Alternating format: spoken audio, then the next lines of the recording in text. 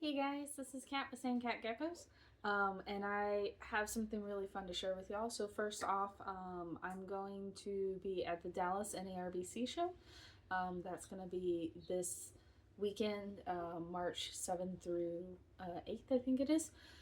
And then on top of it, so recently I switched to using, instead of Reptisand, using Carib Sea's aquarium sand for my substrate for my geckos, which is what you see here in this tank.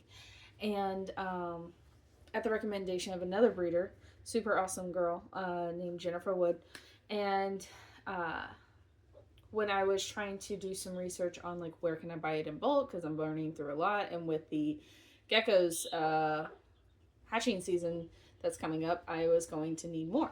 And I said, went on their website, and when I was looking, I saw that they have like some reptile sands now too, which I thought was cool. So I reached out to them and I was trying to like learn a little bit more about their the differences between like what I'm already using, which is the Carib Sea Sunset Gold Aquarium Sand, compared to these reptile sands, and they had like two different ones.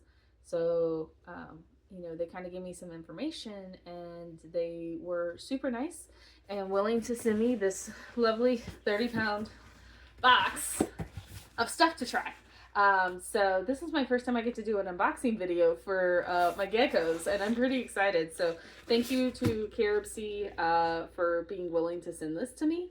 And let's check out what they gave me, because I don't actually know. So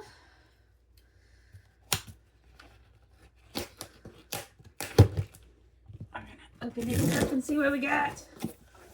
Ooh. So we got a lot of sand. I'm super stoked. Okay, so the first one they sent me is this Terra Dune.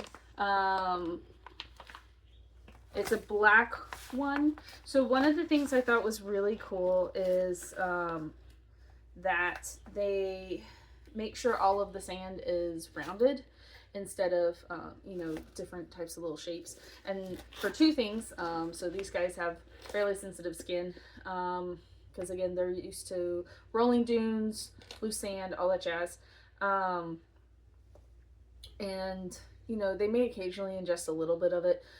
They're pretty good. I've watched them when they eat. They're pretty good about like spitting it back out, so I don't worry about it too much, but they can. So the fact that they make sure it's all rounded is really awesome, because that's going to help make it a little bit safer, both outside and inside.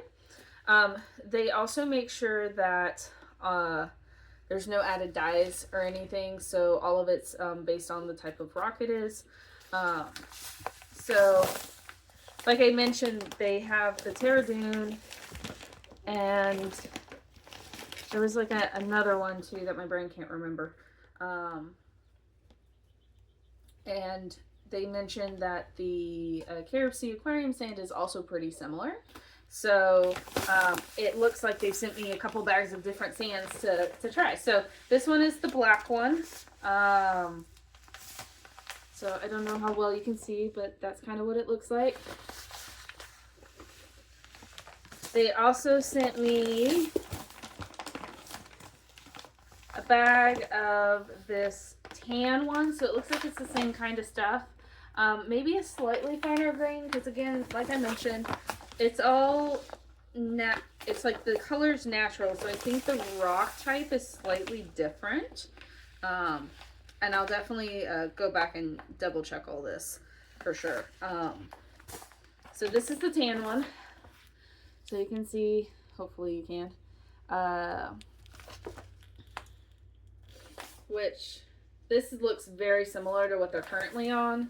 Like I mentioned, the Sunset Gold is their current one that they're on. Which, if I remember correctly, I think the person I talked to said that this was quite similar to the aquarium sand. And then the other one, this one's a really fine sand. So this is white, and this is a super fine grain. I can just feel the way it like moves in my hand compared to like, you can kind of hear it too. At least I can. Hopefully you can hear it on the videos. I don't know for sure. So this is the white. So the cool thing is, I have all of my adults set up already, but hatching season's around the corner. I'm currently fattening up my females post-formation because they do drop down to around 6-ish grams, and I want them at least 8 grams. That was what was recommended to me by another breeder. So right now I'm just kind of fattening up the ladies, and then hopefully when I get back from the show, we can start doing some pairings, and then I'll have babies in about 2 months. And so probably what I'll do is I'll test out putting these guys, putting these in my hatching bins, and see how that goes. As well as I have a couple adults that need to be upgraded. So we're gonna try out this new sand. One thing I don't think I mentioned is one of the reasons I actually really like the recommendation of switching to the Carib Sea aquarium sand is, so I've been using like Exoterra's sand, and let's see, I wonder if I have a good comparison. Hold on. Okay, so hopefully this kind of shows on the camera, but I noticed that there's definitely dust that builds up with the reptile sand. So on here, I don't know if this guy just shipped out. So this is kind of like slightly cloudy. By comparison, this is one that's had the other sand. So let's see. You can kind of see how this one looks a little bit cloudier than this one. So it's kind of the difference, and also just where the geckos were right along here. I don't know if you can see that in there, but definitely where they would go. Oh, there's a dubia in here. Somehow a dubia made it not in the dumping, so I guess he'll get moved somewhere else. Maybe he'll win the lottery and he'll go in my breeding colony. But it definitely seems to have a lot less dust. So that's something I'm probably going to watch with these, is to see if they build up dust from the geckos being in there, or if they end up staying relatively dust free. That's a big thing for me, because even if I don't really notice it, I mean, these geckos are living in it, right? So, and they naturally move the sand, and they make little dunes and make little hidey spots. So making sure they aren't kicking up a bunch of dust is going to be good for them. I mean, everyone so far has been okay.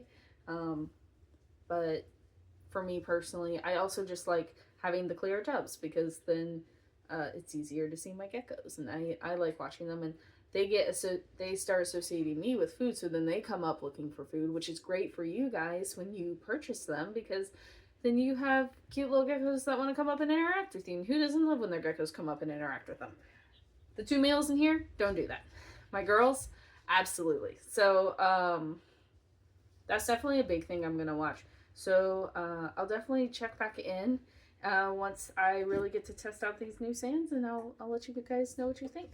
So thank you. I hope to see some of you guys this weekend at the Dallas NARBC, and I can't wait to start sharing all the babies that come out this year. So have a great night, guys.